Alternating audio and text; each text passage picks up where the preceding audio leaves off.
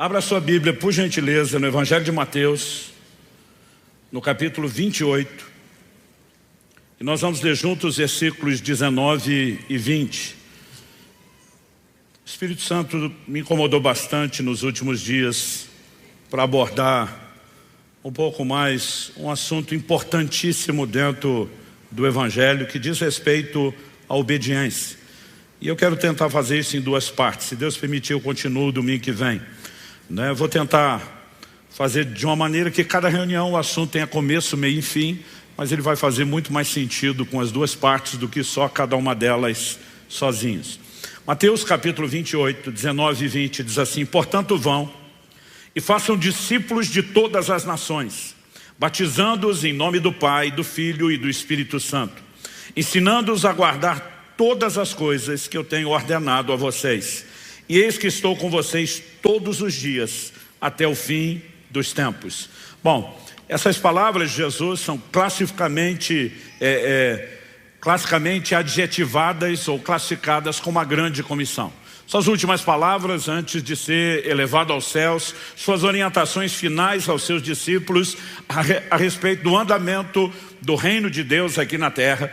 E basicamente o que Mateus registrou como façam discípulos de todas as nações. Marcos no capítulo 16 diz: ide e pregai o evangelho a toda a criatura. A ideia de pregar o evangelho é que por meio das boas novas a salvação é anunciada e pode haver a devida resposta de arrependimento e fé. No entanto, a nossa missão é mais do que apenas pregar o evangelho. Aqueles a quem pregamos e abraçam a fé devem ser discipulados. E eu gosto muito da forma como Mateus registra isso: façam discípulos das nações. Esses novos discípulos de Cristo vão precisar de uma profissão pública da sua fé, que acontece por meio do batismo. Então o Senhor Jesus também orientou a que nós batizássemos esses discípulos que foram feitos. Mas igualmente importante, não menos importante do que as orientações anteriores, é a que Jesus diz: ensinando-os a guardar todas as coisas que eu tenho ordenado a vocês. Em outras palavras, Jesus diz: o evangelho que eu quero que vocês anunciem comunica as boas novas da salvação, chama as pessoas a um compromisso de discipulado e de profissão pública do batismo. Mas esses novos discípulos têm que ser ensinados, orientados. Ensinados e orientados a respeito de quê? A guardar tudo o que eu vos tenho ordenado. Basicamente, Jesus está dizendo: há um código não apenas de valores, mas de mandamentos que precisam ser comunicados com um único propósito: que eles sejam guardados, praticados e obedecidos. O tema da minha mensagem hoje é o Evangelho da obediência. Obediência não é um assunto periférico quando nós falamos do Evangelho e da doutrina bíblica. Ele na verdade permeia o cerne das principais doutrinas, principalmente o que nós na teologia chamamos de soterologia, a doutrina da salvação. Todo o processo, desde a conversão, a santificação, a vida cristã, envolve obediência. Aliás, a questão da obediência é o ponto central do que foi comprometido lá na queda. E nós não podemos ignorar o quão importante é o assunto.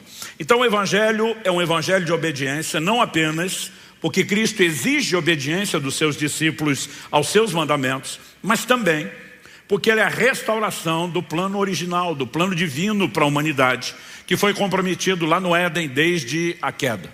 Evidente que Deus nos criou para andar em obediência, o que se presume pelo fato de que tão logo criou o primeiro casal e o estabeleceu lá no jardim do Éden, Deus deu ordenanças. Uma delas, que era muito clara, e nós temos o registro, é a seguinte: vocês podem comer de toda a árvore do jardim, mas da árvore do conhecimento do bem e do mal. Então o Senhor está falando de uma árvore específica, de um fruto que nós podemos classificar como algo espiritual. Então, por amor à palavra de Deus, não chame isso de maçã, né? Mas ele diz: isso vocês não podem comer, está proibido. Então logo o homem desobedece, peca. A pergunta de Deus em Gênesis capítulo 3 verso 11 é a seguinte: você comeu da árvore da qual ordenei que não comesse. Deus está dizendo: eu dei uma ordem. Em outras palavras, ele está dizendo: não foi uma sugestão, não foi uma espécie de hashtag fica a dica, não foi um conselho, era uma ordenança. E a quebra dessa ordenança se caracteriza na desobediência. Aliás, na releitura que o apóstolo Paulo faz em Romanos 5, do que acontece lá atrás com Adão, ele diz no verso 19 de Romanos 5, porque como pela desobediência de um só homem, muitos se tornaram pecadores, assim também por meio da obediência de um só, muitos se tornarão justos. Em Romanos 5, quando ele introduz o assunto do que acontece com o primeiro homem, ele diz, por meio de um só homem, entrou o pecado no mundo, através do pecado a morte, e a morte passou a todos os homens. Lá no verso 19 diz, a origem de todo problema é a desobediência. Mas ele diz que Adão prefigurava o que havia de vir, e ele está falando de Cristo. Em 1 Coríntios, no capítulo 15, Paulo vai se referir a Cristo como o último Adão. E ele diz assim, como a desobediência de um estragou toda a humanidade, a obediência de outro. E a Bíblia diz que Cristo foi obediente até a morte e morte de cruz. A Bíblia diz que a sua obediência forneceria a mim e a você solução. Isso não significa que porque ele obedeceu, providenciou redenção, então eu e você podemos viver de qualquer forma e não há preocupações com obediência. Aliás, o apóstolo Paulo, em 2 Coríntios, no capítulo 11, no verso 3, ele diz, eu temo que assim como a serpente, com a sua astúcia, enganou a Eva, assim também a mente de vocês seja corrompida e se afaste da simplicidade e pureza devidas a Cristo. Ou seja, agora que Cristo se manifestou, que aquilo que se perdeu lá no início foi restaurado, ele diz, eu ainda me preocupo que vocês, da mesma forma como Eva, se deixem seduzir e sejam atraídos pela desobediência. Então o risco de que o problema ou a história se repita ainda existe, mas nós temos claras orientações sobre uma vida de obediência a Deus. E eu quero te mostrar, a ideia da mensagem de hoje é muito mais o aspecto doutrinário, apresentar, uma visão mais abrangente do assunto de obediência na Bíblia, ligado mesmo a uma questão doutrinária. A primeira questão que eu quero destacar aqui é a relação que a Bíblia faz entre salvação e obediência.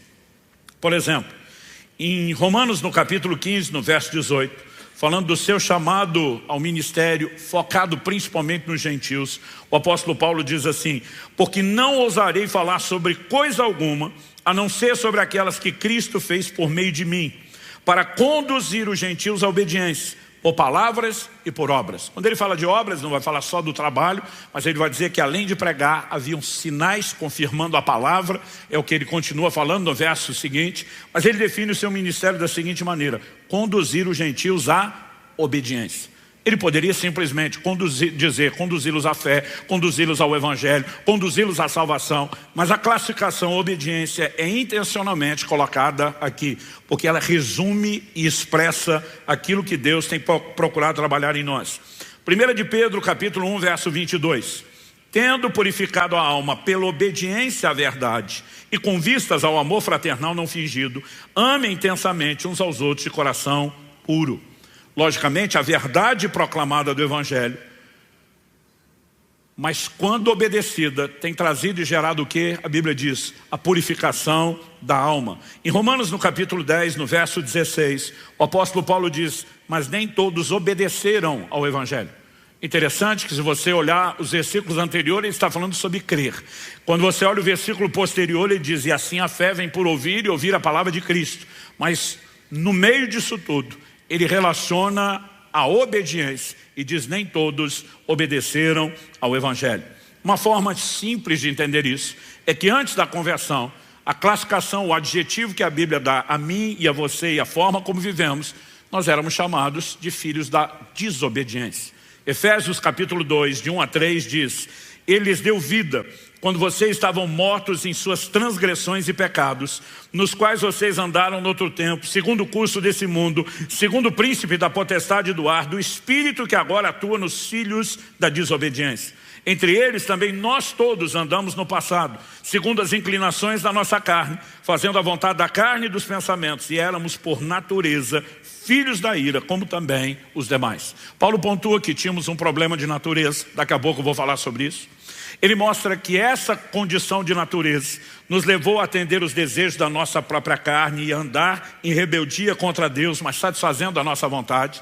Ele mostra que o espírito da potestade do ar, que atua nos filhos da desobediência, encontrava por essa forma rebelde livre acesso para influência e controle nas nossas vidas. e nos classifica antes da conversão, não só como quem espiritualmente estava morto, mas a razão disso, filhos da desobediência. Ou seja, não importa a perspectiva que você olhe, sempre a Bíblia está relacionando o assunto de salvação com obediência. Por outro lado, depois da conversão, eu e você recebemos uma outra classificação na Escritura.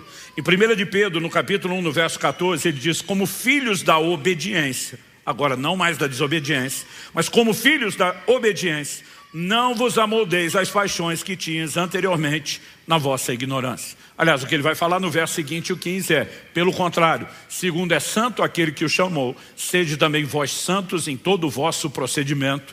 E no verso 16 ele diz, porque está escrito, sede santos porque eu sou santo. Então Deus está dizendo, agora vocês são filhos da obediência. Qual é a ideia? Não se amoldem às paixões de antes, que os mantinham na desobediência. Pelo contrário, sigam crescendo em santificação, crescendo e aperfeiçoando a obediência de vocês. Quando olhamos para outras declarações da palavra de Deus, nós percebemos que a obediência entra naquilo que a gente pode chamar no cerne, no propósito pelo qual salvação é oferecida. Primeira epístola de Pedro, capítulo 1, verso 2, diz assim, eleitos segundo a presciência de Deus Pai, em santificação do Espírito para a obediência e aspersão do sangue de Jesus. Então, a declaração é muito forte, porque ela carrega o indicativo de propósito. Para, Deus nos elegeu, somos eleitos. Ele explica que é segundo a presciência divina. Esse é outro assunto, não vou discutir aqui. Mas para quê? Para a obediência. Então, nós não podemos simplesmente ignorar o assunto da obediência, a sua importância, nem desconectá-lo da obra de salvação. Hebreus capítulo 5, verso 9 diz, e tendo sido aperfeiçoado, o texto está falando de Cristo e da obra de Cristo, tornou-se o autor da salvação eterna para todos os que lhe obedecem. Então Jesus é autor da salvação para quem? Para os que lhe obedecem. A relação que a palavra de Deus faz entre salvação e obediência, ela é inquestionável, ela é repetida, ela é enfática, e essa recorrência nos mostra que ela sai do patamar de informação e vai para um outro terreno que nós chamaríamos de ênfase. Apesar de estar descarregando aqui uma overdose de versículos bíblicos, eu vou fazer isso até o fim. Acredite, não estamos sendo exaustivos, não estamos esgotando o assunto. Se você gastar tempo estudando a palavra de Deus e prestando atenção no assunto da obediência, você vai ficar impressionado e vai reconhecer que ele aparece mais do que talvez você tenha prestado atenção. Mas quando a gente fala dessa evidente e inquestionável relação bíblica entre obediência e salvação, isso deixa alguns confusos. Eu já fui questionado várias vezes por pessoas que dizem assim, mas nós não somos salvos pela fé?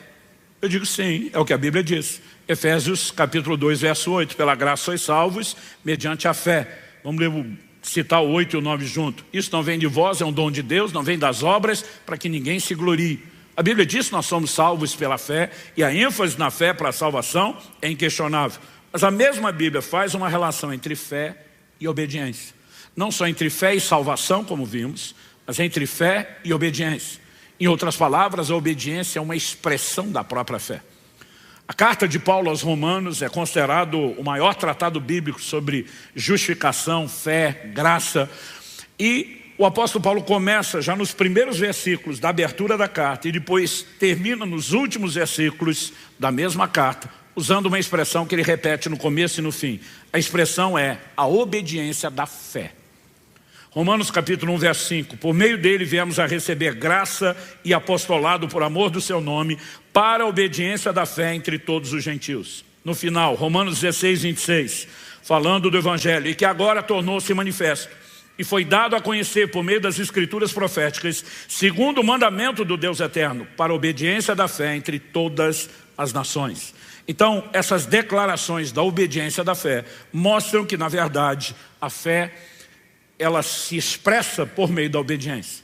Então vamos considerar algumas coisas a respeito da fé. Sem elas, a gente pode dizer que a fé está incompleta. Primeiro, a fé tem uma confissão. Em Romanos 10, nos versículos 9 e 10, a Bíblia diz, se no teu coração creres que Deus ressuscitou a Jesus dentre os mortos, e com a tua boca confessares a Jesus como Senhor, serás salvo. No verso seguinte, o 10, Romanos 10, ele diz, porque com o coração se crê para a justiça, e com a boca se faz confissão acerca da salvação. Então a fé tem uma confissão. Não adianta apenas crer no coração. Jesus diz, todo o que me confessar diante dos homens, eu também o confessarei diante do meu Pai e dos anjos que estão nos céus. A fé tem uma confissão, mas a fé também tem uma visão. Pastor, mas a fé não é a convicção do que não se vê com o olho natural. Mas ela tem a sua própria visão. Ela enxerga o que o olho natural não enxerga. Ela vê a materialização da declaração de Deus, da palavra de Deus. É por isso que Hebreus 11, 27 diz que Moisés ficou firme como quem vê o invisível. É por isso que Paulo, em 2 Coríntios 4, 18, diz atentando, não naquilo que se vê, mas atentando. Atentar ali é fixar os olhos. Atentando naquilo que não se vê. É possível enxergar o que não se vê, sim, pelos olhos da fé, porque a fé tem uma visão. Mas a mesma fé que tem uma confissão e que tem uma visão, ela também tem obras. Tiago pontua isso com muita clareza. Se você puder, me acompanhe nesse texto. Ele é um pouquinho maior do que os textos que nós costumamos ler durante a mensagem. Tiago, capítulo 2, eu quero ler do verso 14 ao 24. Ele diz assim, meus irmãos, qual é o proveito se alguém disser que tem fé, mas não tiver obras? Será que essa fé pode salvá-lo? Ele está falando de uma fé que não é completa. E ele pergunta, será que essa fé pode salvá-lo? Verso 15, se um irmão ou uma irmã estiverem com falta de roupa e necessitando do alimento diário, e um de vocês lhe disser, vão em paz, tratem de se aquecer e de se alimentar bem, mas não lhes dão o necessário para o corpo, qual o proveito disso? Assim também a fé, se não tiver obras, por si só está morta. Então preste atenção, Tiago não está falando de obras de caridade, embora a gente entenda que isso também é parte da vida cristã. Ele está dando um exemplo. Você olha para alguém que carece de comida e que carece de roupa para aquecer o corpo e diz, vão em paz, se aquentem, fique fato, não faz nada. Ele falou, isso não resolveu o problema de ninguém. Ou seja, você tem uma declaração bonita, mas inútil, que não produz resultado. Ele diz, da mesma forma, é a fé sem obras. Ela tem a aparência de que funciona e tem solução, mas não funciona. Ele não está dizendo que as obras da fé são apenas aquecer pessoas ou dar de comer. Na verdade, ele vai apresentar obras que têm uma definição até um pouco diferente delas. Isso também é parte da vida cristã e eu não estou diminuindo. Mas é importante você entender que quando ele fala de aquecer o irmão ou de dar alimento, ele está dando uma ilustração e não a definição do que são as obras.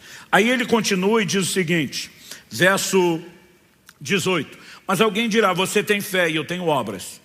Mostre-me essa sua fé sem as obras e eu com as obras lhe mostrarei a minha fé. Você crê que Deus é um só? Faz muito bem. Até os demônios creem e tremem. Ele está dizendo, tem fé, que reconhece a existência de Deus, mas não te leva a se submeter a Ele. Os demônios estão em rebeldia contra Deus. Vamos continuar. Ele diz no verso 20, seu tolo, você quer ter certeza de que a fé sem obras é inútil? Por acaso não foi pelas obras que Abraão, nosso pai, foi justificado quando ofereceu seu filho Isaque sobre o altar? Você percebe que a fé operava juntamente com as suas obras e que foi pelas obras que a fé se consumou. E se cumpriu a escritura que diz Abraão creu em Deus, isso lhe foi atribuído para a justiça. E ele foi chamado amigo de Deus. Assim vocês percebem que uma pessoa é justificada pelas obras e não somente pela fé. Eu estou lendo esse texto todo de Tiago porque esse texto de Tiago tem trazido dificuldade para algumas pessoas. Entre elas, vamos botar o ilustre Martinho Lutero, um dos ícones da reforma protestante. Alguém que ataca o sistema da sua época, dizendo que conversa é essa de vender indulgência para perdão de pecados, de declarar que as obras são meritórias para a salvação. A Bíblia diz que a salvação é pela graça, é mediante a fé.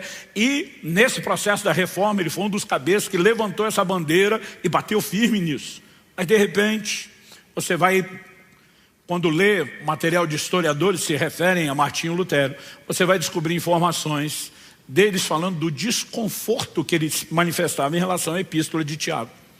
Alguns chegam ao ponto de dizer, nós não sabemos quão precisas ou verdadeiras são essas informações, mas há apontamentos de que ele teria manifestado até mesmo o desejo de tirar a epístola de Tiago da Bíblia, porque para ele parecia contraditório. Deixe-me dizer algo, a palavra de Deus é perfeitamente harmônica em toda a sua revelação.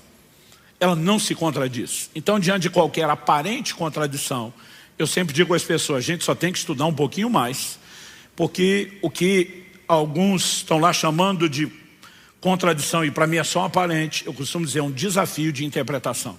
O que é que Paulo falou em Efésios? Que a gente é salvo pela fé e não pelas obras, e agora Tiago está dizendo que tem que ter obras e não ter fé. Em primeiro lugar, não é isso que Tiago está dizendo. Tiago o tempo todo advoga a presença da fé. Ele não fala de obras como um substituto da fé. Ele fala de obras como um complemento da fé. Quando o apóstolo Paulo está dizendo que ninguém é salvo por obras, ele está falando de obras como um substituto da fé. Tanto que ele vai incluir as obras da fé lá em Efésios 2. O problema é que normalmente a gente cita o verso 8 e o 9 e esquece do 10.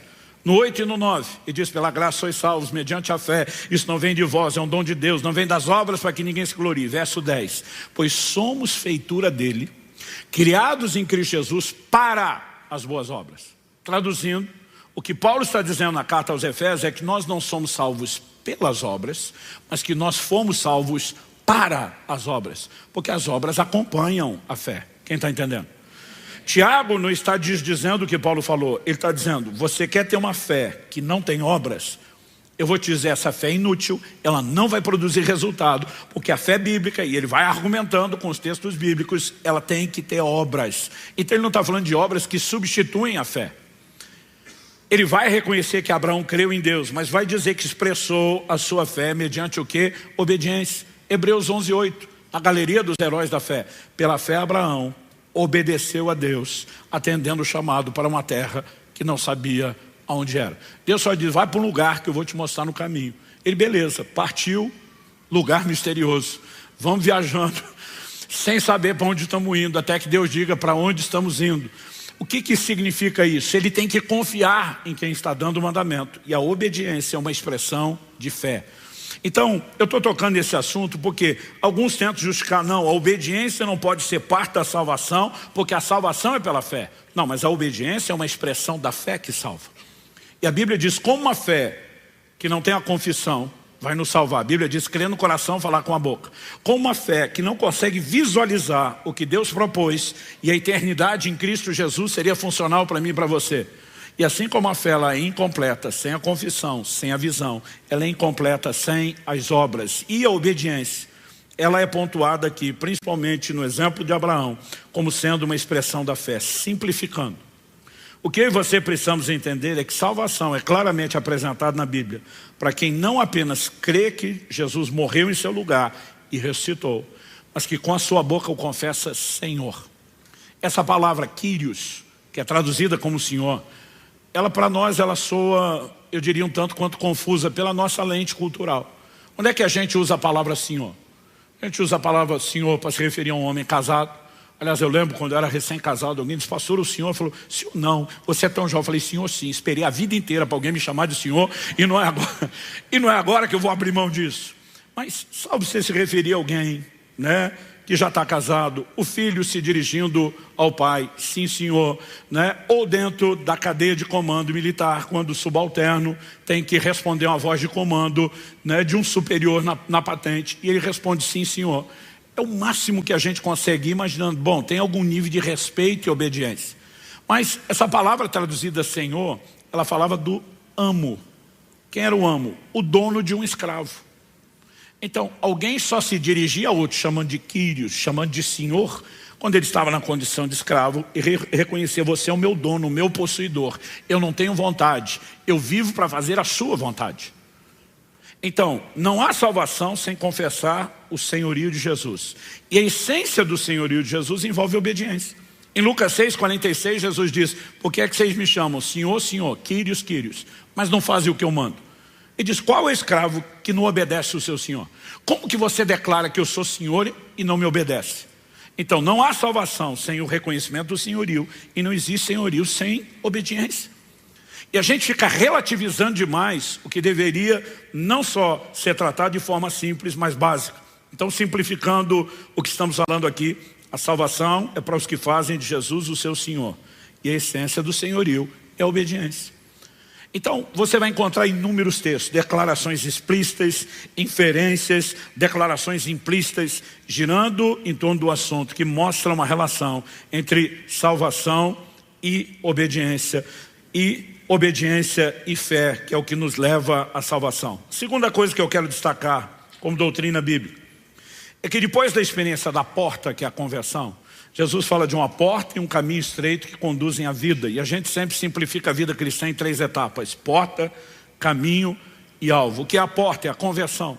João 3,5 Jesus disse, se alguém não nascer de novo não pode entrar no reino de Deus. Tem uma entrada. O que é a porta? É a conversão, a experiência de novo nascimento.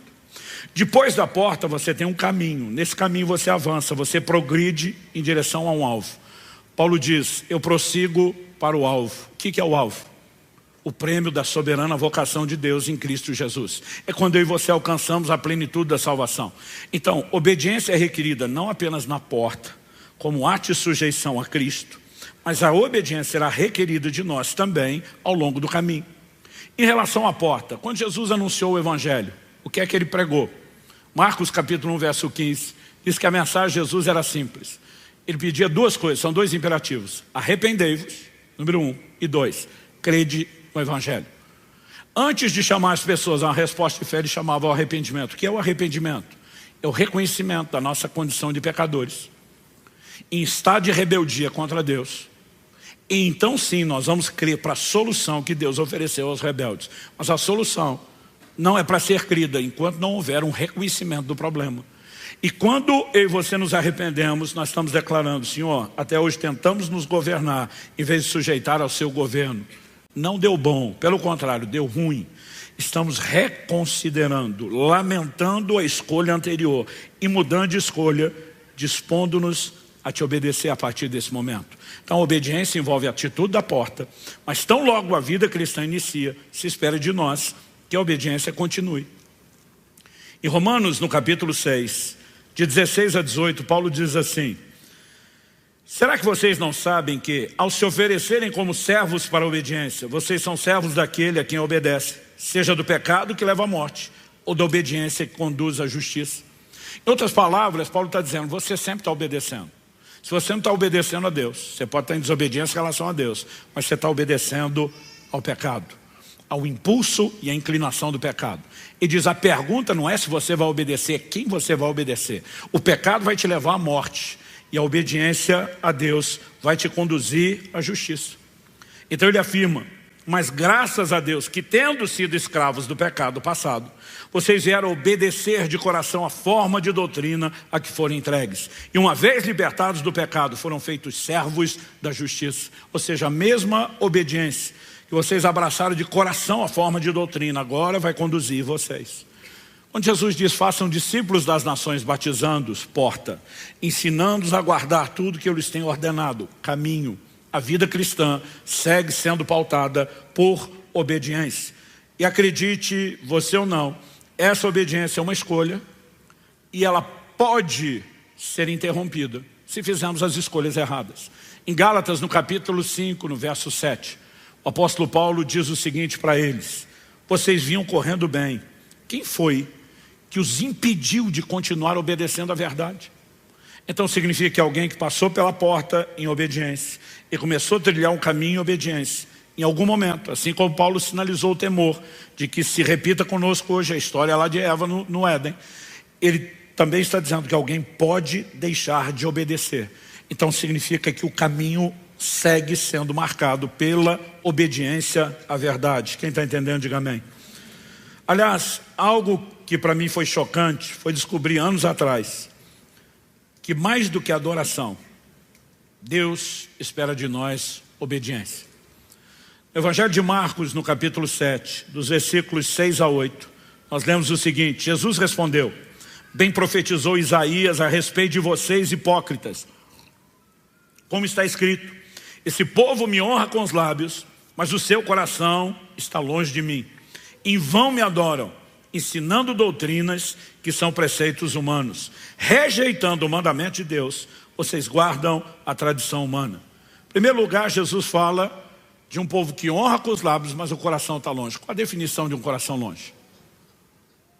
Ele diz, vocês simplesmente me adoram em vão, porque ensinam doutrinas humanas, que são preceitos humanos, mas rejeitam o mandamento de Deus. Ou seja, vocês inventaram as próprias regras e respeitam elas, mas não obedecem os meus mandamentos. Ele diz, e você acha que porque me adorou está tudo bem? Ele está dizendo de jeito nenhum. Em outras palavras, está dizendo, mais do que adoração, espero de você obediência. E acredite você ou não, essa ideia se repete ao longo da Escritura. 1 Samuel capítulo 15, versos 22 e 23, um texto, se Deus permitir, a gente aborda melhor domingo que vem. Quando Samuel vai confrontar Saul pelo seu pecado, ele diz, porém Samuel disse, será que o Senhor tem mais prazer em holocaustos e sacrifícios do que no obedecer a sua palavra? Eis que o obedecer é melhor do que o sacrificar, e o ouvir é melhor do que a gordura de carneiros, porque a rebelião é como pecado da feitiçaria, e a obstinação é como idolatria e o culto a ídolos do lar. Porque por você ter rejeitado a palavra do Senhor, também ele o rejeitou como rei. Aqui nós vemos o princípio, a lei de reciprocidade que eu falei semana passada. Porque você rejeitou a Deus, ele também está te rejeitando. Como que ele rejeitou? Desobediência. E Deus claramente está dizendo, o que eu queria de você não era sacrifício, não era adoração. E a pergunta é muito clara, será que o Senhor tem mais prazer em holocausto e sacrifício do que no obedecer a palavra? O obedecer é melhor que o sacrificar, o ouvi-lo é melhor do que a gordura de carneiros. E a Bíblia não trata a desobediência, mesmo na vida de quem serve a Deus, como uma coisa simples. E diz, a rebelião é como pecado de feitiçaria, e a obstinação como idolatria. Deus está dizendo, você está com problemas sérios. O profeta Jeremias, que fala a uma geração que viveu o apogeu, o clímax da apostasia, diz no capítulo 7, dos versos 21 a 26, assim diz o Senhor dos Exércitos, o Deus de Israel, juntem os seus holocaustos aos outros sacrifícios e comam a carne vocês mesmos. Traduzindo, Deus está dizendo, eu não quero esse sacrifício. Então, para não perder a carne que foi queimada, como você o seu churrasco. Deus está dizendo, não vou aceitar a adoração de vocês.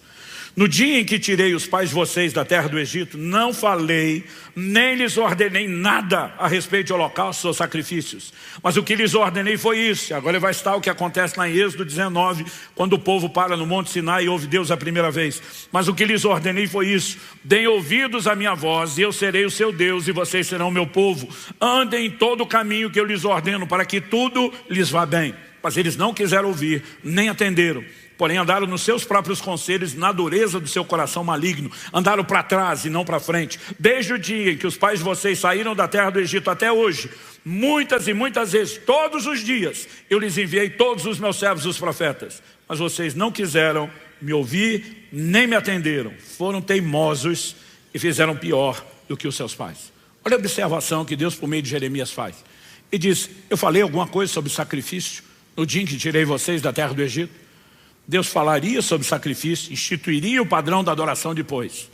Mas a primeira coisa que Deus fala, eu quero que vocês sejam o meu povo, e o que vai caracterizar vocês, a minha propriedade peculiar na terra, é que vocês vão me ouvir, vão me obedecer, vão andar nas minhas leis. Deus está dizendo, antes de sinalizar qualquer expectativa de adoração, eu pontuei a minha expectativa por obediência. Mais do que adoração, Deus espera de nós obediência. Quem está entendendo? Não, pastor, mas o senhor tem que entender que eu amo Jesus, ama. Então leva a sério o que ele mesmo disse, João 14, 21. Aquele que tem os meus mandamentos e os guarda, esse é o que me ama. Ele diz, sua forma de expressar amor não é apenas falando, é me obedecendo.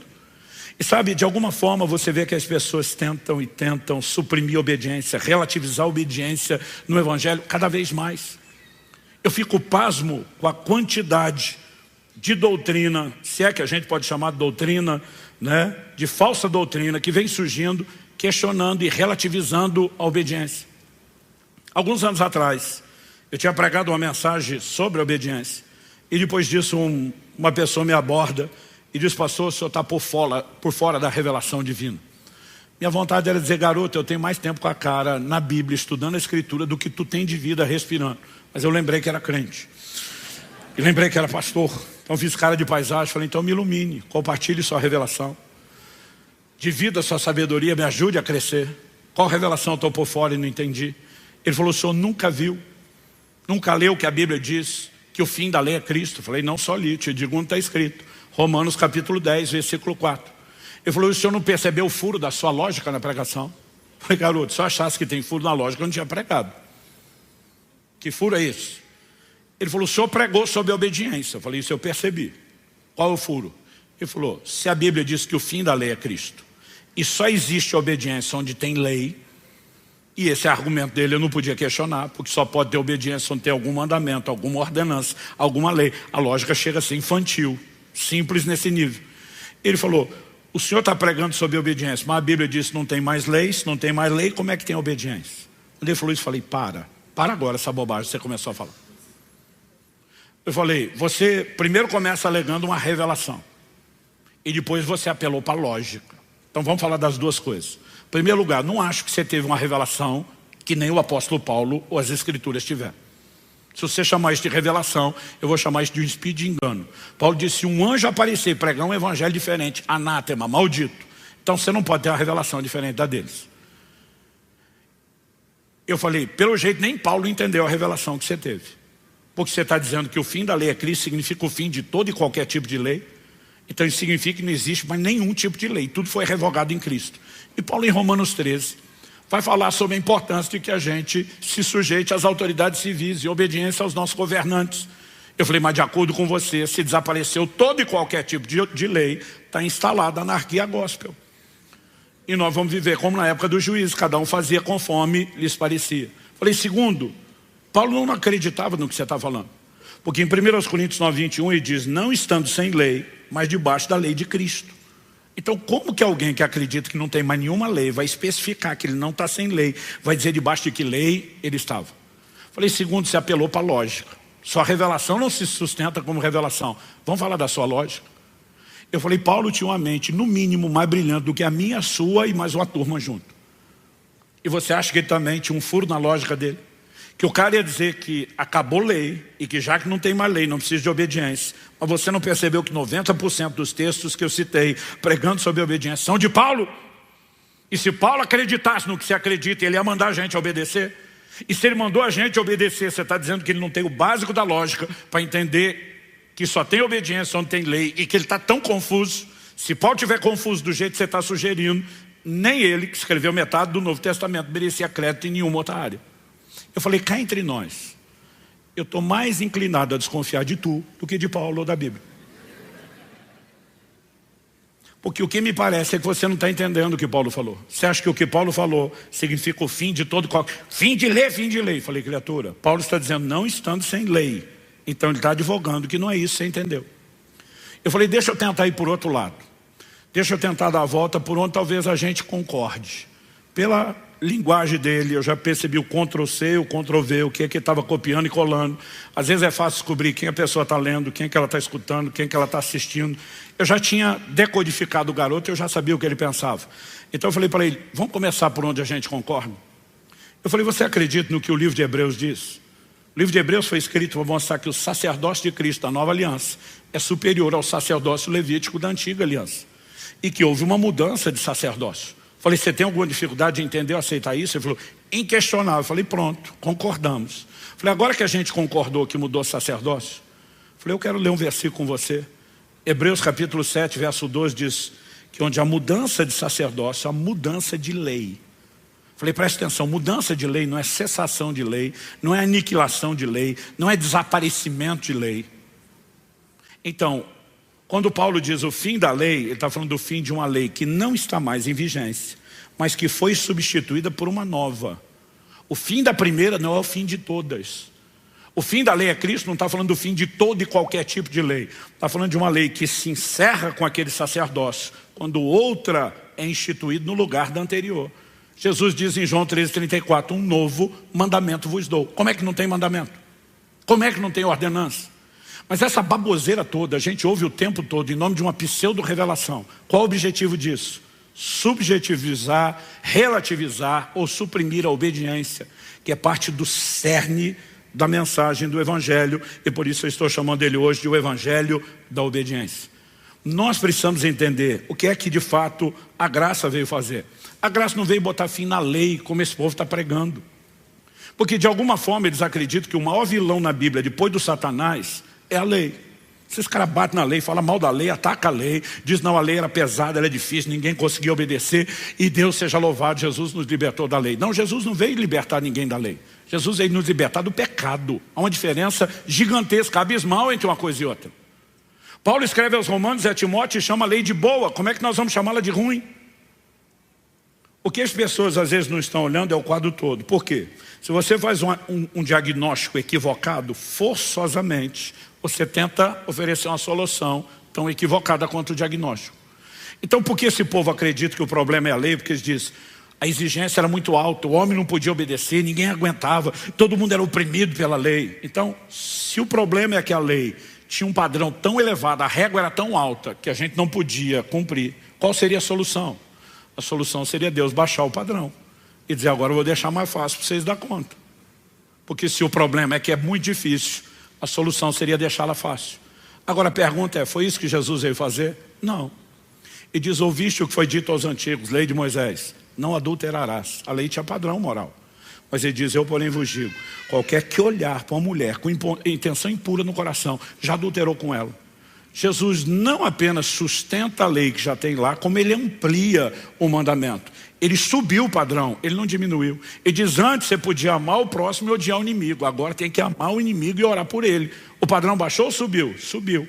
Então se o problema é o padrão e ele veio subir, em vez de resolver, Jesus veio complicar. Então não há lógica que isso sustente. Agora, se você entender que o problema não era o padrão alto, era a incapacidade do homem de atender o padrão, então qual seria a solução? Empoderar e capacitar o homem não só para atender o padrão anterior, mas até mesmo um superior.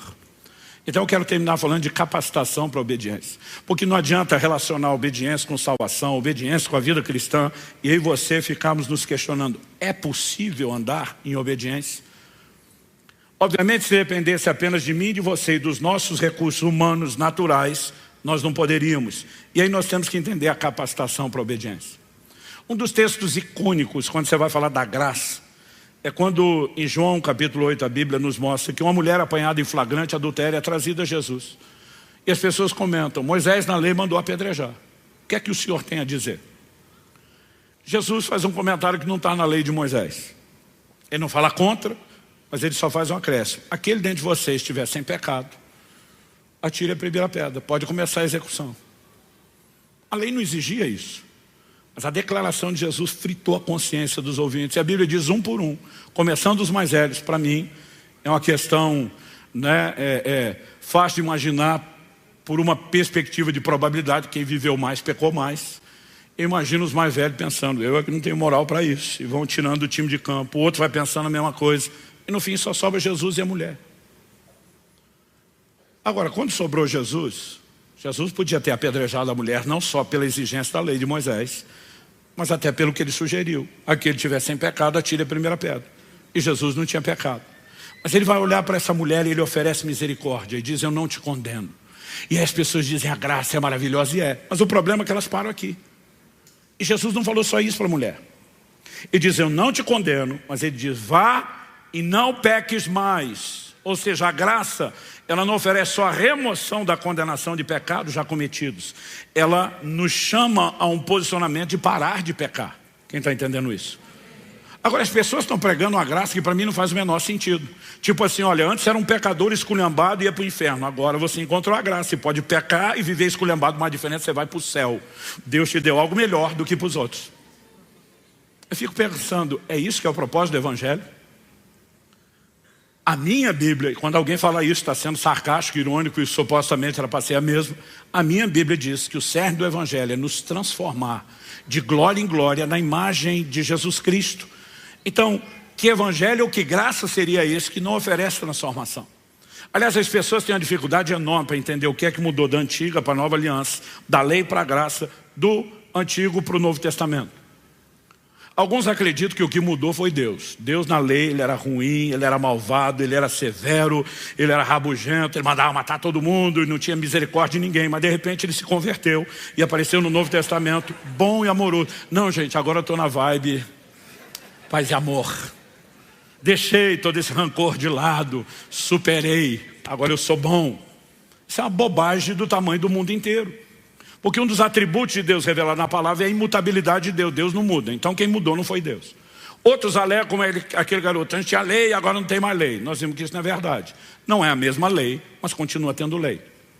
Qual era o propósito da lei anterior? Que ela fosse obedecida. Qual o propósito da lei atual? O mesmo, obediência. Qual eram as consequências de não obedecer a lei anterior?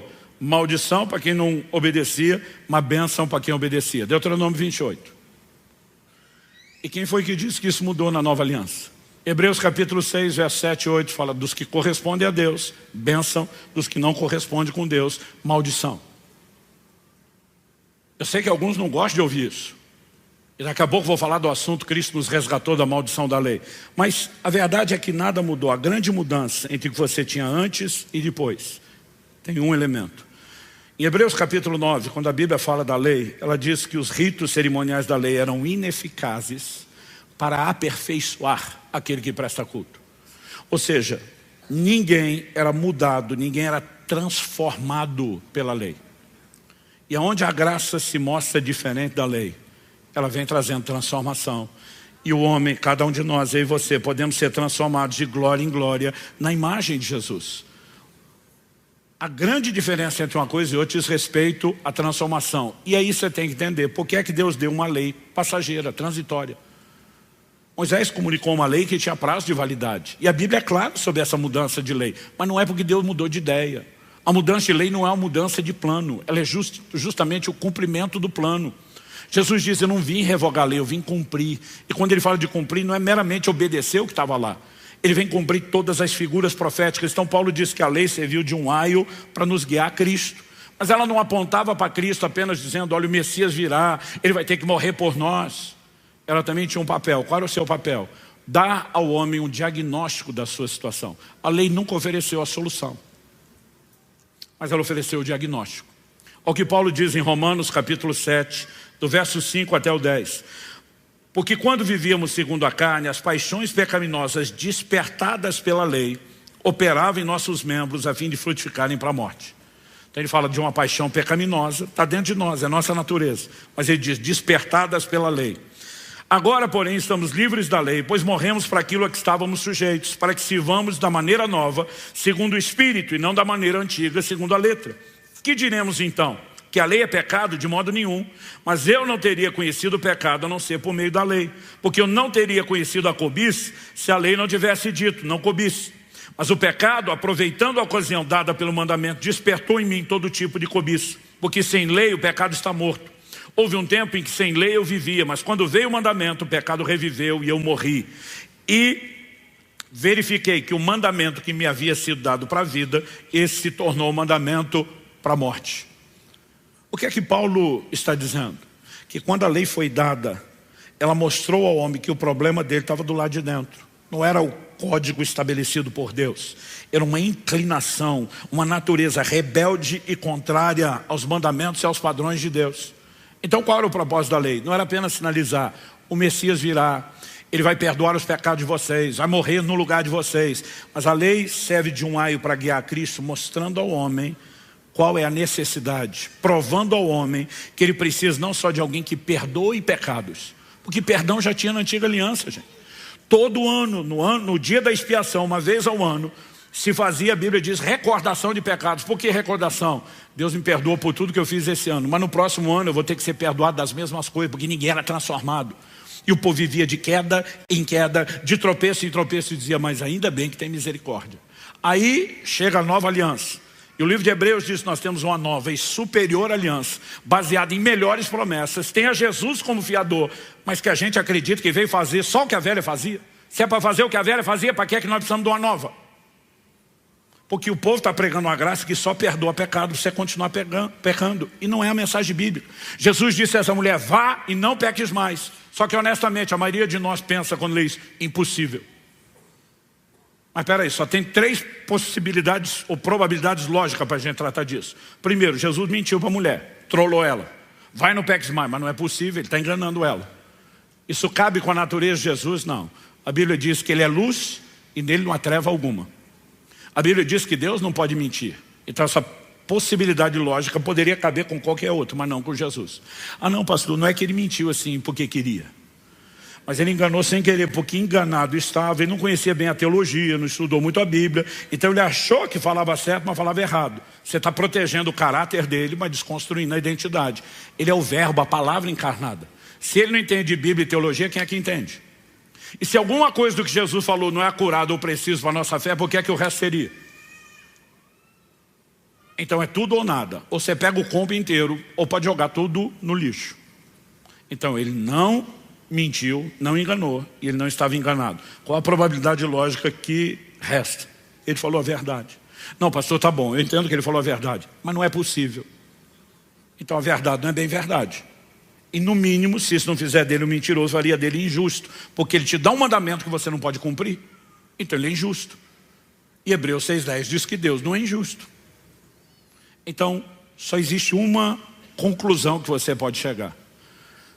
Que ele não apenas falou a verdade, ele não está se referindo a algo que é impossível, pode até ser impossível para os recursos humanos, mas presume-se, evidentemente, que por trás do mandamento existe uma disponibilização de recursos que viabilizem o cumprimento da ordem dada.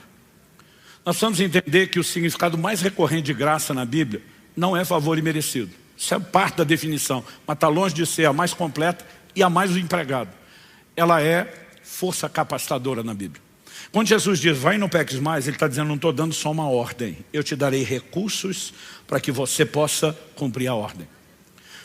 Eu não sei você, mas eu, quando era adolescente, lia o Sermão do Monte, Mateus 5,48, sede vós perfeitos, como perfeito é o vosso Pai Celestial. Eu pensava, estava empolgado hoje, hein, Jesus? O sentimento era, exagerou, viajou. Porque eu pensava, impossível ser perfeito, o Senhor ainda quer que eu seja perfeito como Deus, a perfeição absoluta. Quer dizer, deu ruim, impossível. Então nós vamos voltar no mesmo problema. Ele mentiu? Ele estava de brincadeira com a gente? Não. Ou será que eu e você que não percebemos que ele tem recursos que nós ainda não aprendemos como utilizar? Quando Jesus diz que é difícil um rico entrar no reino de Deus, os discípulos perguntam, quem é que vai ser salvo? Ele diz, ei, para os homens impossível, para Deus possível. O evangelho é o evangelho do sobrenatural, desde a conversão, durante todo o caminho da santificação. Agora, na hora que nos pregaram o evangelho, a gente foi salvo porque entendeu toda a mensagem? Alguns de nós, ou a maioria de nós, não entendemos tudo até hoje. Paulo chama a mensagem do evangelho de a loucura da pregação. Você não foi salvo porque entendeu, você foi salvo porque creu. E a sua fé fez com que você acessasse recursos que você até hoje não entende e que puderam operar na sua vida. A pergunta é, por que seria diferente no processo de santificação? Em 1 Coríntios 10,12, Paulo diz, aquele que está em pé, cuide para que não caia. A maioria de nós adapta o versículo na mente. Paulo está dizendo, cuida para não cair, mas a gente pensa, ó, não é para cair toda hora, não é para cair todo dia, é para ir caindo cada vez menos. Mas a gente sempre acredita que é para continuar caindo, menos, mas caindo. Paulo está dizendo, não caia. Só que você não pode ler só o verso 12. O que o verso seguinte, o 13, diz? Não vos sobreveio tentação que não fosse humana. Ele diz, Deus é fiel e não permitirá que vocês sejam tentados além da capacidade de resistir. Pelo contrário, juntamente com a tentação vos proverá livramento, de sorte que a possais suportar. Então o que ele está dizendo? Primeiro, não vos sobreveio tentação que não fosse humana. Eu acho que o crente já começa errando no que ele acredita sobre tentação. Eu brinco que a maioria dos crentes, depois que peca, ele não confessa, ele justifica o pecado. Ele diz, pois é, pastor, aconteceu uma coisa maligna, demoníaca, infernal, satânica, diabólica. Resumindo, a culpa sempre é do Satanás, mas não dele. Porque a maioria de nós acredita que a tentação é sobrenatural e é uma força muito grande que não dá para resistir, pastor. Mas a Bíblia está dizendo, não veio tentação que não fosse humana. A Bíblia está dizendo que a tentação é humana, não é sobre-humana. Ela é natural, não é sobrenatural. Outro dia um falou para mim, mas a Bíblia chama o diabo de tentador. Eu digo, na hora de pecar não lembra da Bíblia, mas depois vira teólogo. Eu falei, a mesma Bíblia diz em Tiago 1,14, cada um de vós é tentado quando atraído e enganado pelo próprio desejo. Eu falei, o seu desejo que te trola, não é o Satanás. Mas a Bíblia diz que o diabo é tentador. Eu falei, tá bom, então vamos devagar. O tentador está do lado de fora. A tentação está do lado de dentro. O tentador do lado de fora é um ente sobrenatural. Mas a tentação do lado de dentro é um desejo natural. O tentador do lado de fora não pode enfiar dentro de você um desejo que você não tenha. Ele só pode explorar o que está lá. Então o máximo que ele consegue fazer é botar um cardápio debaixo do seu nariz e provocar a sua própria vontade. Então o tentador pode ser sobrenatural, a tentação segue sendo natural. Quem está entendendo? Se você acredita que a tentação é sobrenatural, você não vai vencê-la. Porque pensa comigo, se a tentação é sobrenatural e vencê-la é humano, consciente ou inconsciente, nós já demos um perdido antes de começar. Agora, a tentação não é, nunca foi, nunca será sobrenatural. O que é sobrenatural nessa história é o livramento. Deus diz, além da tentação não ser além das suas forças, eu não vou te deixar lutando sozinho. Eu te responsabilizei ficar de pé e não cair. Mas o mesmo Deus diz lá na epístola de Judas, que Ele é poderoso para nos guardar de tropeçar. Ele diz, então, apesar de ser responsabilidade sua, eu não vou te abandonar nem deixar sozinho. Eu vou te dar recursos. Agora preste atenção, se a tentação é natural e o recurso para vencê-la é sobrenatural, quem é que não consegue ganhar com isso? Há uma capacitação para a obediência. Essa capacitação é presumida na revelação da própria graça. Eu não quero entrar em detalhes nisso aqui agora, mas se você não conseguiu participar dos eventos que fizemos aqui da conferência Graça Transformadora, tem 2 horas e tanto de ensino só sobre isso, né, que você pode acessar lá no YouTube. A gente fala de como podemos viver obediência empoderados pela graça. Mas eu quero chamar a sua atenção para um aspecto mais aqui que não pode ser ignorado. Em Atos no capítulo 5, no verso 32, nós temos a declaração dos apóstolos que também tem que ser levada em conta aqui. Ele diz, e nós somos testemunhas desses fatos, nós e o Espírito Santo, que Deus deu aos que lhe obedecem. É evidente, nós falamos do ministério do Espírito aqui ao longo do mês de setembro, é evidente que o Espírito Santo é uma promessa, é parte desse combo da salvação.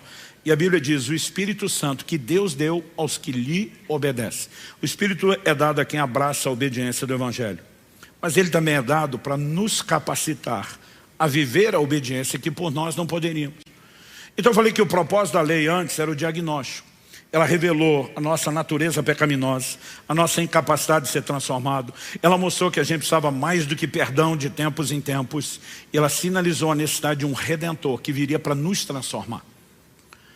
O livro O Peregrino, depois da Bíblia, é o maior clássico da literatura cristã. Não existe nenhum outro livro que foi tão lido pela irmandade dos crentes, né, ao longo dos últimos séculos como o livro O Peregrino. Se você não leu, recomendo que faça a leitura desse livro. Ele conta a história de alguém que se converte. Ele denomina, uma história fictícia, cheia de alegorias para explicar o Evangelho. Ele denomina esse camarada, depois se converte como cristão. Cristão, num determinado momento da sua jornada, ele encontra um outro personagem chamado intérprete. Como o nome sugere, é alguém que vai explicar verdades bíblicas para ele. E tem uma hora que ele, hospedado por intérprete, é conduzido pelo próprio intérprete a um cômodo que nunca tinha sido varrido. Uma pessoa entra, começa a varrer e uma poeira levanta no ar. É insuportável ficar ali dentro. Ele sai tossindo. Do lado de fora, ele percebe intérprete sinalizando para que outra pessoa entre. A segunda pessoa entra borrifando água. E aquela poeira no ar, agora umedecida, rapidamente baixa. Não apenas baixa, mas agora umedecida, pôde ser varrida. A sala ficou limpa, sem criar confusão de antes. Do lado de fora, o intérprete diz para o cristão, a primeira pessoa que entrou varrer o cômodo é a lei. A poeira que você viu levantar é o pecado no coração do homem. Está falando da natureza e não só de ações. Ele diz, mas a outra pessoa que entrou é o Evangelho. E a água borrifada é a graça. Eu amo essa ilustração. O que ele está dizendo? A lei não veio resolver, a lei veio expor a bagunça. Olha o quão esculhambado está esse negócio. Você precisa de quem limpe. A lei, imagina alguém quebrou o braço e vai para o médico. Antes da cura, o que ele vai ter que fazer? Um raio-x. O raio-x vai dar o diagnóstico, porque o diagnóstico preciso ajuda num tratamento preciso. O médico precisa saber o quanto esse braço está quebrado, o quanto esse osso está separado, como exatamente tem que ser feita a imobilização, e a cura será precisa a partir de um diagnóstico preciso. O propósito da lei nunca foi resolver o problema, mas foi dar ao homem um bom diagnóstico. Aonde viria a solução? Romanos 8,3 diz, o que for é impossível à lei, porque estava enferma pela carne. Isso Deus fez, enviando o seu próprio Filho em semelhança de carne pecaminosa. Traduzas, o que a lei nunca resolveu, Jesus veio resolver. João 17 diz, a lei foi dada por meio de Moisés, a graça e a verdade por meio de Jesus. Então você pode ler esse texto assim, o que a lei nunca resolveu, a graça veio resolver. O que é que a graça veio resolver? Se você volta para Romanos 8, os versos 3 e 4, a Bíblia diz, porque aquilo que a lei não podia fazer por causa da fraqueza da carne, isso Deus fez enviando seu próprio Filho em semelhança de carne pecaminosa e no que diz respeito ao pecado, e assim Deus condenou o pecado na carne, a fim de que a exigência da lei se cumprisse em nós, que não vivemos segundo a carne, mas segundo o Espírito. Qual era a exigência da lei? Uma só, obediência. Mas desde a queda do homem, lá no Éden, nunca foi possível ao homem viver plena obediência por causa de uma carne pecaminosa, uma natureza rebelde que a lei veio expor e mostrar. Está ruim para você. Você não precisa apenas de alguém que perdoe, mas de alguém que transforme. E a graça vem trazer a transformação para que o homem possa satisfazer a exigência da lei. Entenda-se, obediência. Qual a maior definição bíblica de graça? Ela vem empoderar o homem para a obediência, que nunca, desde a queda no Éden, nunca mais havia sido possível. Com uma definição dessa de graça, me ajuda a entender como é que estão pregando uma graça que diz que você não precisa obedecer nada, está tudo bem. Isso não é graça, é a desgraça. E está fundando um monte de gente na contramão daquilo que é o Evangelho de Cristo. A graça veio nos capacitar para a obediência. Aí eu falei do Espírito Santo que nos foi dado. Vamos lá. Gálatas 3, capítulo 13 e 14, eu vou encerrar aqui, diz: Cristo nos resgatou da maldição da lei, fazendo-se Ele próprio maldição em nosso lugar. Porque está escrito: maldito todo aquele que for pendurado em madeiro. Porque Jesus fez isso, verso 14, para que a bênção de Abraão chegasse aos gentios em Cristo Jesus, a fim de que recebêssemos pela fé o Espírito prometido. E todo evangelho que você vê é uma troca maravilhosa para nós. A Bíblia diz que Jesus se fez pobre para que nós nos tornássemos ricos. Diz que Ele se fez pecado para que nós nos tornássemos a justiça de Deus. E aqui o texto diz que Ele se fez maldição para que a bênção nos alcançasse. Agora, quando a Bíblia diz que Cristo nos resgatou da maldição, algumas pessoas têm um entendimento equivocado do que é ser resgatado da maldição. Elas acreditam que se a gente foi resgatado da maldição, a maldição não existe mais. Então assim, não importa o que você faça de errado, não tem consequências. Eu falo para as pessoas: Cristo nos resgatou do pecado? Essas pessoas creem nisso. Elas falam assim. Eu falo: o pecado deixou de existir? Ninguém mais peca? Não, peca. Falei: Cristo nos resgatou da morte? Sim. As pessoas deixaram de morrer? A Bíblia diz que a morte é o último inimigo a ser vencido. Então nós já temos a provisão plena. Mas nesse momento, a gente escapou da morte espiritual, da morte física? Não. Mas vamos voltar no pecado. A gente é resgatado do pecado, mas ainda pode pecar. Mas a gente, quando é resgatado da maldição, não existe mais maldição. Então o pecado tinha que ter deixado de existir. E você tinha que ser coerente no que crê. Mas você pega só a parte que interessa. Não posso negar a existência do pecado porque eu peco. Mas eu posso pecar sem culpa se eu acreditar que não tem mais maldição. Não é isso que a Bíblia está dizendo. Quando diz que Ele te resgatou da maldição, assim como do pecado, significa que Ele não precisa mais controlar você, não que deixou de existir. Agora, qual era a origem da maldição? Deus disse: obedecer os meus mandamentos, benção. Se desobedecer, maldição. Como que eu e você podemos viver fora da maldição? Porque agora o Espírito que foi dado aos que o obedeceram ao passar pela porta e serão capacitados para andar em obediência, pela obediência que não é fruto só de esforço e dedicação humana, mas de empoderamento do Espírito Santo. A maldição não será mais uma consequência inevitável e a bênção é a oportunidade que eu e você podemos escolher, porque podemos andar em obediência. Dá para entender a diferença? Honestamente, eu tenho sentido esse incômodo da parte de Deus, de chamar a atenção de vocês para um evangelho que é um evangelho de obediência. E eu quero concluir só te lembrando o seguinte: quando a Bíblia anuncia o juízo eterno, não diz só aos que não creram. É lógico que a Bíblia diz: quem crê será salvo, quem não crê está condenado. Mas a Bíblia usa um outro sinônimo para os que não creram. Ela fala dos que não obedeceram. 2 Tessalonicenses 1:8 fala que haverá vingança contra os que não conhecem a Deus e não obedecem ao Evangelho. 1 de Pedro 4,17, depois de dizer que o juízo começa pela casa de Deus, e do apóstolo dizer se é com dificuldade que o justo se salva, ele pergunta: qual será o fim daqueles que não obedecem ao Evangelho de Deus? Está falando de um juízo ainda maior. Em 1 de Pedro, no capítulo 3, no verso 19, ele menciona espíritos em prisão. De que ele está falando? O verso seguinte, o 20, explica: os quais noutro tempo foram desobedientes, quando Deus aguardava com paciência nos dias de Noé, enquanto se preparava a arca, na qual poucas pessoas, apenas 8, foram salvas através da água. O plano de Deus não era salvar só Noé e a sua família. O Novo Testamento chama Noé de pregoeiro, ou seja, pregador da justiça. Durante todo o tempo da construção da arca havia uma pregação: Deus vai julgar o mundo, Deus vai julgar o pecado, vocês podem se arrepender. Mas os que permaneceram desobedientes agora estavam sendo julgados e são chamados de espíritos em prisão. A história termina sempre da mesma forma. A condenação não é só para quem não creu, é para quem não obedeceu. Porque a própria obediência é uma expressão de fé. E ela não pode ser relativizada. Quem está entendendo, diga amém. Feche seus olhos por um instante. Eu gostaria que nós tirássemos um minutinho, ou uns minutinhos de oração antes de terminarmos. E eu sei que embora a gente está aplicando doutrina de uma forma muito geral, nós estamos falando de áreas específicas. O Espírito Santo sabe ser muito preciso e trazer aplicações bem personalizadas quando nós ouvimos a palavra.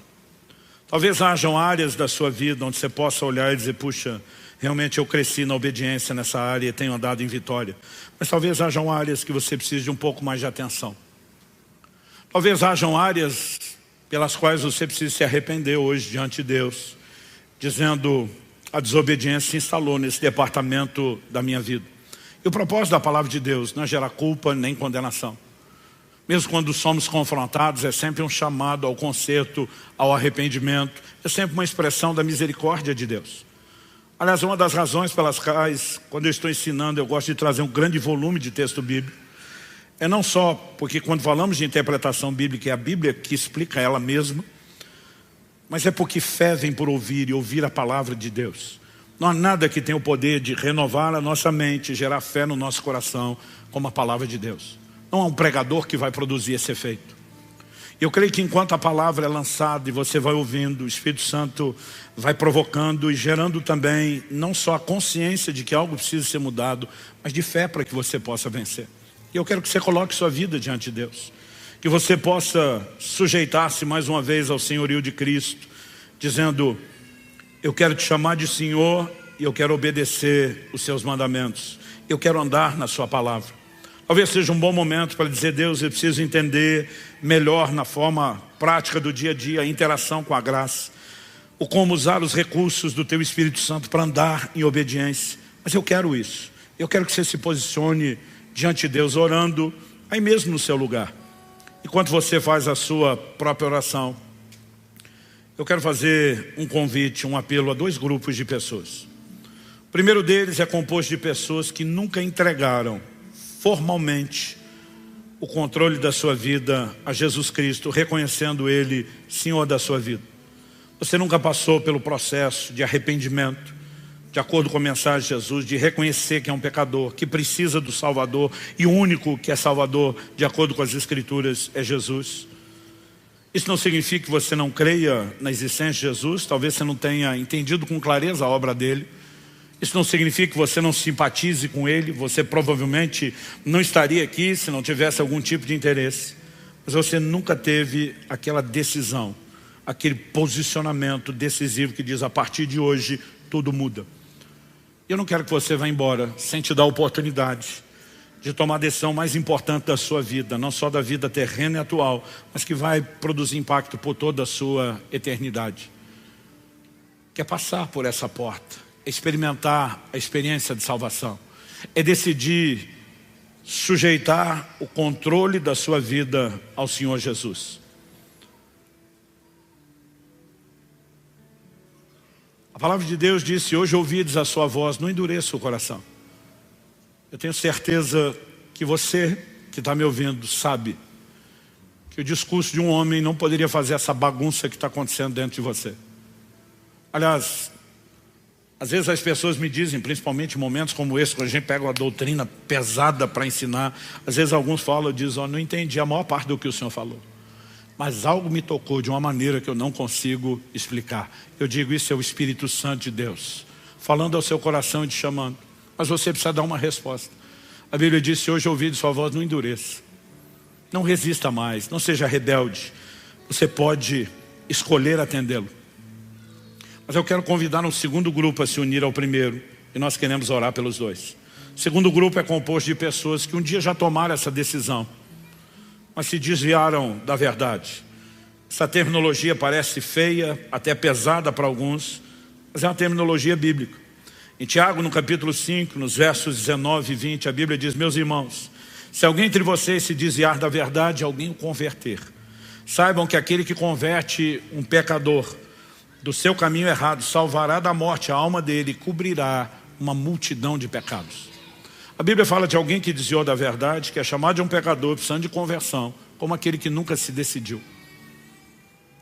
Talvez você não tenha desviado da igreja, mas você sabe que se não está vivendo em obediência à palavra de Deus e voltou a adotar o estilo de vida anterior de desobediência, você pode até estar dentro da igreja, rodeado de outros cristãos, mas você sabe que precisa de um conserto e de um recomeço.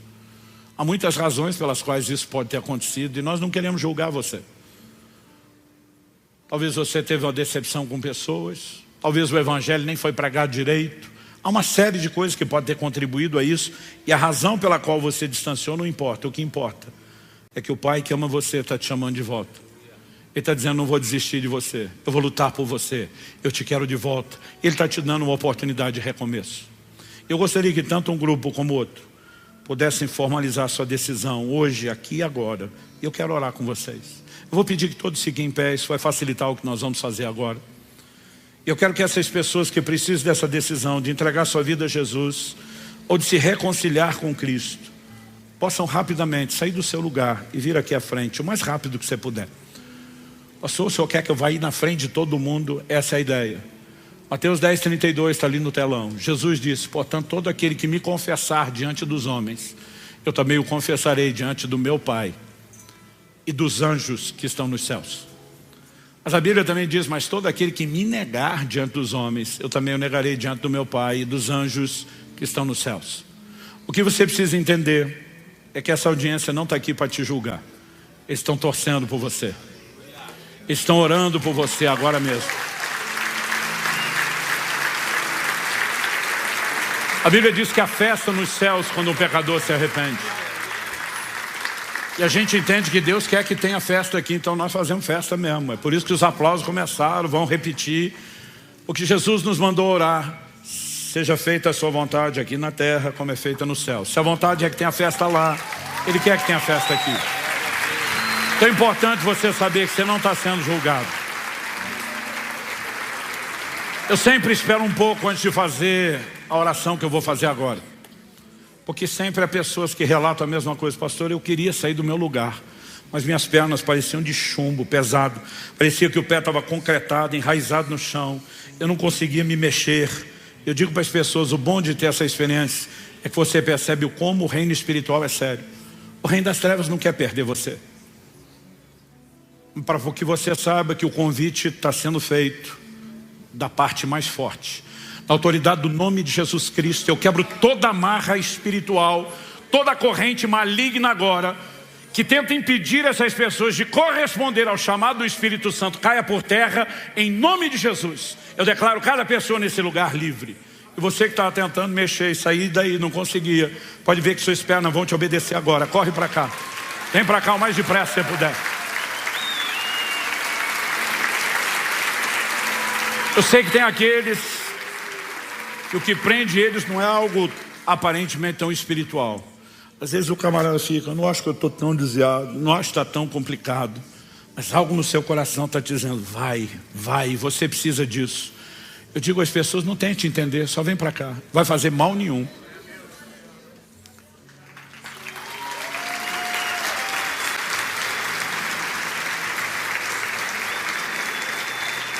Alguns às vezes dizem, pastor, eu estou pensando em deixar isso para mais para frente. A Bíblia diz, hoje é o tempo aceitável, hoje é o dia da salvação. O dia da salvação não é amanhã, é hoje.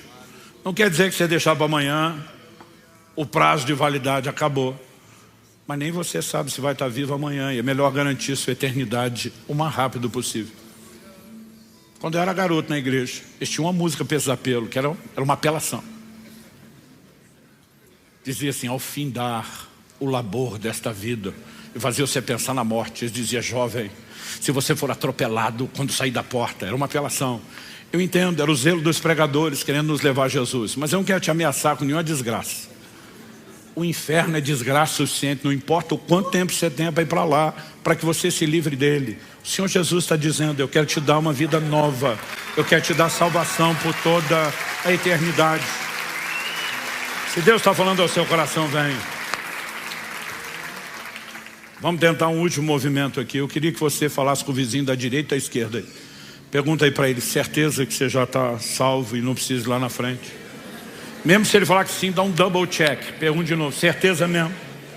Fala, se quiser nós vamos juntos. E se tiver precisando de apoio, você apoia e vem junto. E ninguém vai saber se você está apoiando ele ou ele que está apoiando você. Há mais alguém? Vem para cá.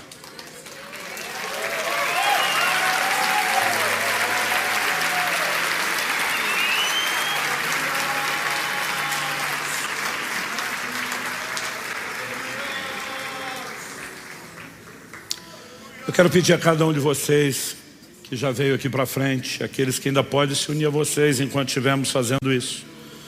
Eu gostaria de fazer uma oração com vocês para ajudá-los. Honestamente, de acordo com a Bíblia, você não tem que repetir a minha oração, você podia fazer a sua. E não tem um modelo de oração. A Bíblia diz, todo aquele que invocar o nome do Senhor Jesus será salvo. Mas quando a Bíblia fala de arrependimento, então tem algumas coisas básicas. O reconhecimento da nossa condição de pecador, o reconhecimento de que Ele é o único Salvador. E muitas vezes, aqueles que estão tomando decisão pela primeira vez, quem está reconciliando já até sabe como funciona. Muitas vezes as pessoas olham para mim e dizem assim, me ajuda você que já sabe fazer? Então por conta disso nós adotamos um padrão e a gente faz uma oração para ajudá-los. Mas é importante que você não repita só por repetir. Se isso você consegue, depois de me ouvir frase por frase, dizer não, honestamente eu posso declarar isso, representa o que eu quero dizer para Deus. Então eu quero que vocês afirmem isso em voz alta junto comigo, pode ser? Então cada um de vocês, mesmo quem veio para dar apoio, eu quero que vocês repitam comigo em voz alta, diga comigo, Senhor Jesus, eu reconheço hoje minha condição de pecador e de um filho da desobediência, mas eu reconheço em Ti o Salvador, aquele que tem não apenas perdão para os meus pecados, mas também transformação para a minha vida. E hoje, pela fé, eu recebo não só o perdão, eu recebo também o início dessa transformação. Eu declaro que é um novo dia, que é o início de um novo tempo na minha história. Eu entrego nas Tuas mãos, Jesus, o controle da minha vida. E eu declaro que a partir de hoje, sou Teu, pertenço à Tua família. Eu invoco o Teu nome e toda a salvação que há nesse nome. E eu declaro que a partir de hoje, trilharei esse caminho de obediência. Em nome de Jesus e para a glória de Deus. Amém. Eu quero fazer mais duas coisas.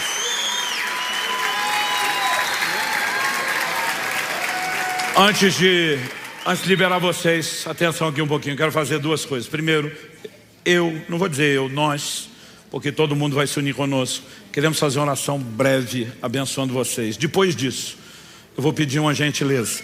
Nós queremos entregar a vocês uma lembrança desse dia especial. Queremos que inclusive se anote a data desse dia especial. E essa lembrança será entregue naquela sala que está do lado de lá da porta 6. Então depois de terminar a oração, essas pessoas que estão do seu lado vieram não só para te apoiar, mas para te escoltar, te levar até lá. Eu acho que a gente resolve isso em 2, 3 minutos, não deve ser muito mais do que isso. Você não é obrigado, mas a gente gostaria muito de te constranger ir lá, receber a sua lembrança. E se você consentir, nós queremos pegar os seus dados para manter contato e oferecer ajuda. E a segunda parte você decide até chegar lá. Vamos orar, quero que você estenda as mãos para eles. Pai, nós abençoamos cada um deles hoje.